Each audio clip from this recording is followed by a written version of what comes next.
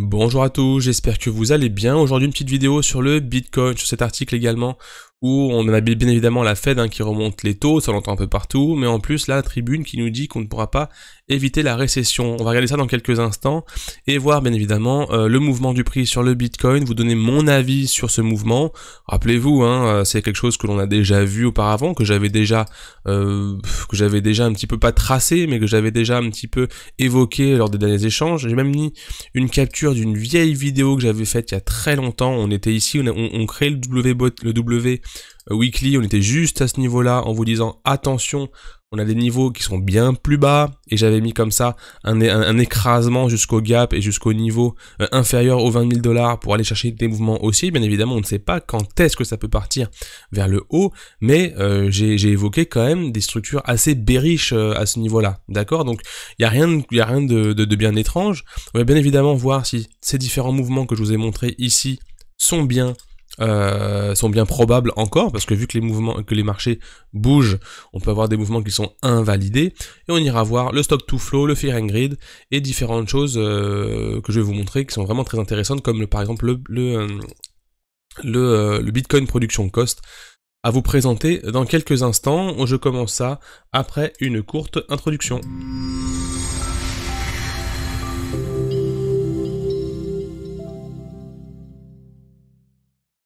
Alors c'est parti pour cette vidéo. Donc si tu es nouveau sur la chaîne, j'en profite, n'hésite pas à t'abonner à la chaîne, t'as un bouton juste en dessous, s'abonner, et tu mets la petite cloche au passage, ça me permet de rendre la vidéo un peu plus visible sur YouTube. Alors c'est parti sur la vidéo. Ici j'ai mon Bitcoin qui est en 3 jours, je pourrais le passer en weekly, mais je vais même le mettre en daily, parce qu'on a vraiment eu un mouvement très très fort hier sur le Bitcoin, et bien évidemment, après mouvement très fort, on a quoi? On a des bougies vertes. Des bougies vertes, soit des bougies vertes pour sur le fait qu'en fait il y avait tellement d'ordres installés ici, que du coup que le prix a été poussé, ou c'est simplement une capitulation, parce qu'avec autant de news, autant de FUD, d'accord, quand on dit du FUD, c'est vraiment autant de choses très négatives que l'on voit un peu partout, on a bien évidemment envie de lâcher les cryptos. Cependant, je vais retirer un petit peu mes différentes choses, donc liquidité S ici, on est venu les chercher le 29 mars, on l'avait tracé il y a très longtemps, donc ça c'est fini. On avait également tracé il y a un petit moment les liquidités qui étaient plus bas, d'accord? Donc en fait comme une accumulation de Wyckoff, vous savez, on a ici des ranges qui se mettent en place avec des liquidités qui s'accumulent en haut et en bas du range ou du running flat, qu'on peut appeler un running flat. Et bien évidemment on vient chercher ces liquidités. C'est fait ici aussi. On attend des niveaux aux 28 000, 29 000 $. Donc moi ce que j'avais dit il y a déjà très longtemps, c'est que je préférerais voir un Bitcoin venir dégommer tous ces niveaux que l'on a ici, aux 28 000, aux 24 000 et à 20 000 $. Donc ça c'est quelque chose que je répète quasiment sur toutes mes vidéos. Si vous regardez par exemple celle-ci il y a 2 mois, sur où il y a marqué dans la vignette crash du Bitcoin imminent, bah vous allez voir que je parlais justement de ce gap à venir chercher, et que je préférais, ça fait 2 mois, et je préférais aller chercher ces niveaux-là pour ensuite repartir, d'accord? Donc si on a ça, on irait en figure chartiste, ce qu'on appelle un expanding flat, d'accord? Donc je vais retirer mon running qui a été pété ici. Ça c'est pas grave, ça arrive, les figures peuvent péter. Je laisse une petite tendance comme ceci. Par contre on aura un expanding qui serait comme ceci. Ok, hop, je le recommence. Ok, donc c'est un cours qui va dans 2 bornes, avec 2 bornes qui s'éloignent l'une de l'autre, pour en fait faire croire à tout le monde que on dégage, qu'on part en gros bear market, long terme, et qu'on va repartir vers le haut. Donc en fait on a cette première figure qui pourrait se mettre en place, mais tout simplement sans parler de figure, on a juste des niveaux qui se sont installés, des gaps par exemple ici aux 25 000 $, et ce niveau, puisque de manière long terme, si on se met sur une grande échelle de temps, on a toujours un Bitcoin qui est haussier, d'accord? Je parlerai pas aujourd'hui de ça, je en parlerai la prochaine fois dans une prochaine vidéo, du Bitcoin en logarithmique avec le croisement de la EMA, de la MA 20 et de la MA 100 ici et ici. On voit un scénario qui est assez similaire, d'accord, ici et ici. J'en parlerai la prochaine fois, même si ce que l'on voit là n'est pas vraiment rassurant, mais voilà, c'est pas encore assez assez clair pour moi aujourd'hui, donc je vous le présenterai la prochaine fois. Donc voilà, et bien évidemment, va en description, tu auras tous les liens, tu auras tout ce qu'il faut, lien pour aller sur le Discord, pour nous rejoindre sur le Discord, et tu as même quelque chose à télécharger, tu as un kit du crypto-investisseur à télécharger dedans. Il y a pas mal de ressources, un lexique, un trading board, pas mal de choses qui vont te permettre de commencer, de bien commencer, et surtout de bien évoluer dans l'univers des crypto-monnaies. Donc voilà, donc mon avis par rapport à cela. On a bien évidemment un mouvement qui a été très baissier. On voit au niveau des news, des news que ça suffira pas en fait de monter les taux pour justement stopper cette inflation. On voit, il dit que l'inflation ayant atteint son plus haut niveau depuis 40 ans et continuant à s'accélérer, la Banque centrale américaine a décidé le 4 mai, comme anticipé, de relever d'un demi-point du pourcentage son principal taux directeur, soit la plus forte hausse depuis 2020. Donc voilà, forte hausse depuis pas mal de temps, et c'est surtout que je vous mettrai cet article en description. En tout cas c'est sur la tribune, donc vous pouvez aller voir ça.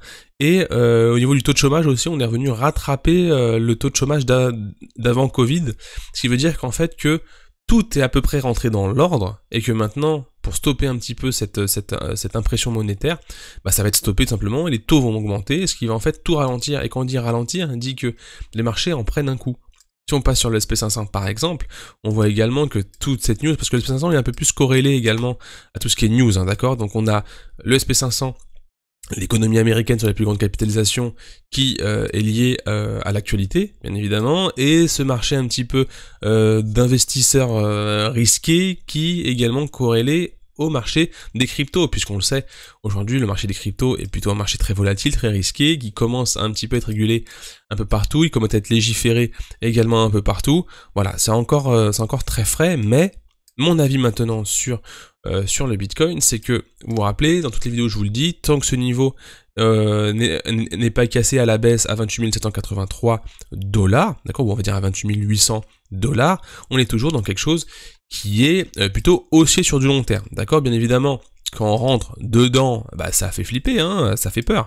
Quand on rentre comme ça fait vraiment très peur, on a vraiment des grosses capitulations, quand on voit ce genre de mouvement, c'est de la capitulation. D'accord, donc c'est vraiment quelque chose de très très très fort que l'on a eu, mais voilà, on n'a pas encore touché nos niveaux, on n'a pas cassé les niveaux. Certes, la tendance est plutôt baissière sur du court terme, par contre sur du long terme, vous avez des niveaux, que ce soit ici ou sur des crypto-monnaies, qu'on va voir dans quelques instants également, je vais vous montrer une petite crypto pour comparer, et vous avez des niveaux qui sont plus bas ici, où on peut venir justement chercher, et créer des bottoms. Donc on n'est pas parti encore en bear market, on s'est pas installé en dessous des niveaux très très très importants, on est tout simplement en train de suivre l'évolution d'un Bitcoin. Et c'est vrai que ça a été traumatisant pour beaucoup, vous avez beaucoup lâché vos cryptos, mais c'est parce que c'est pas encore mon signal, c'est le mien, c'est pas un conseil d'investissement, moi c'est mon signal qui me dit que je ne veux pas lâcher tout tant que ce niveau n'a pas été relâché, ok. Et surtout, je me sers pour recharger, au contraire. Donc là, vous êtes beaucoup également à attendre pour recharger, et je peux vous dire dans quelques instants, je vais prendre quelques cryptos pour vous montrer où est-ce qu'on peut recharger en crypto, ok. Je finis sur la partie Bitcoin, parce que je vais passer sur quelques cryptos, on va parler de l'Ethereum par exemple, de la VAX par exemple, on va parler de ça dans quelques instants, je vais en prendre quelques-unes au passage. Regardez le coût de production du Bitcoin, ça fait, je crois que j'en ai parlé, je sais plus quand, mais c'est sur YouTube il y a très longtemps, on était un petit peu perché vers le haut, et j'avais dit attention, les deltas entre le coût de production et le prix du Bitcoin est trop important. Moi en fait, quand je vois vraiment beaucoup d'éloignement entre le prix du Bitcoin et le prix de production du Bitcoin est trop important, je me dis qu'attention, sûrement que ce prix peut être appelé un peu comme les gaps, vous savez, c'est une sorte d'aimant qui en fait, parce que le cours d'un actif, il est censé monter dans le temps, d'accord, il est censé prendre de la valeur. Une entreprise comme Tesla, comme Twitter, comme tout ce que vous voulez, quand il a des bons fondamentaux, qu'il y a des investisseurs derrière et qu'il y a des utilisateurs derrière, en fait il est fait pour monter. Par contre, la spéculation fait que le prix de l'actif que vous regardez est trop important, trop de spéculation, ce qui écarte le prix un peu réel, vous savez, le prix pour d'une évolution saine, à un prix spéculatif. Et quand ce delta est trop important, moi je me dis que attention, on est souvent ramené à la réalité.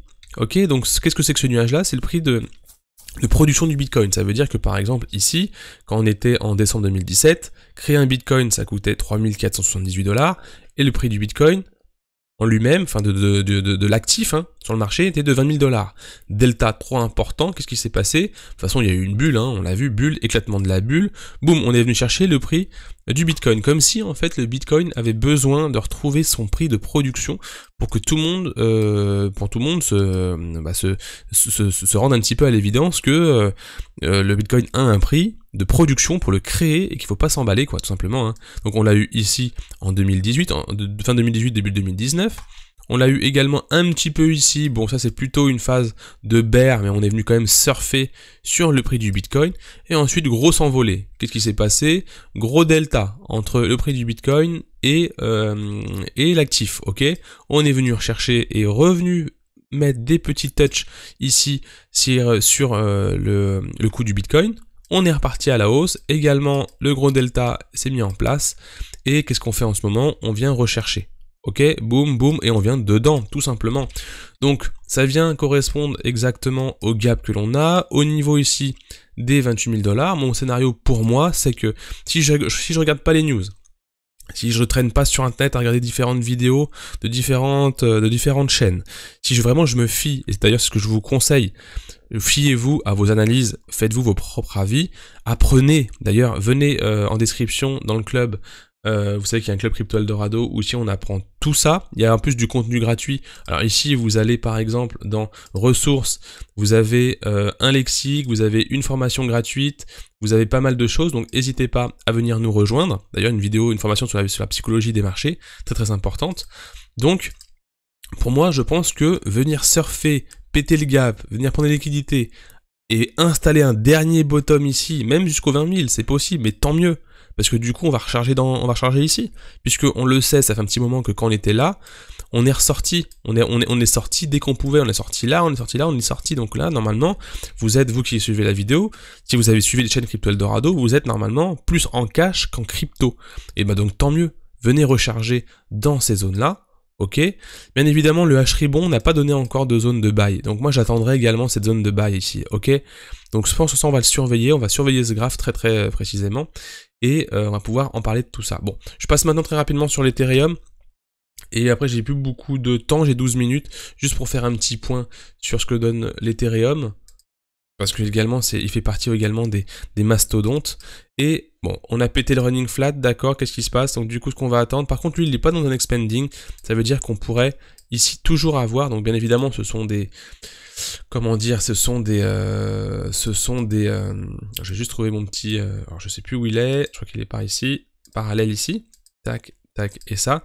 Donc est-ce qu'on, hop, ce sont des, voilà, on trace des charts et on voit un petit peu si on a cassé des niveaux ou pas. Parce que je vois c'est qu'on a également cassé ici aussi. Donc on a cassé, pareil que le Bitcoin du coup, prix intéressant, ça, alors ça je l'avais mis aussi il y a très très longtemps, 1700 $. C'est vraiment, d'ailleurs quand on était bien perché, je crois que c'est par ici, d'ailleurs je la retrouverai, c'est que le bon prix pour l'Ethereum, si vous les rechargez, bah c'est dans ces niveaux, vous les avez ici, ici, ici, ici, ici, ok. Donc n'hésitez pas à bien surveiller l'Ethereum, vous avez des niveaux très importants ici, mais je pense qu'il pourrait venir chercher plus bas. Donc je ferai une vidéo dédiée de toute façon à l'Ethereum, je pense que ce serait plus utile que regarder ça comme ça. Je vous mets des petites vidéos ici à regarder, abonne-toi à la chaîne bien évidemment pour ne rien rater, je parle de crypto-monnaies, d'investissement sur du moyen long terme, sur des crypto-monnaies à fort potentiel de croissance. Je dis sois prudent avec ton capital, à très bientôt, ciao.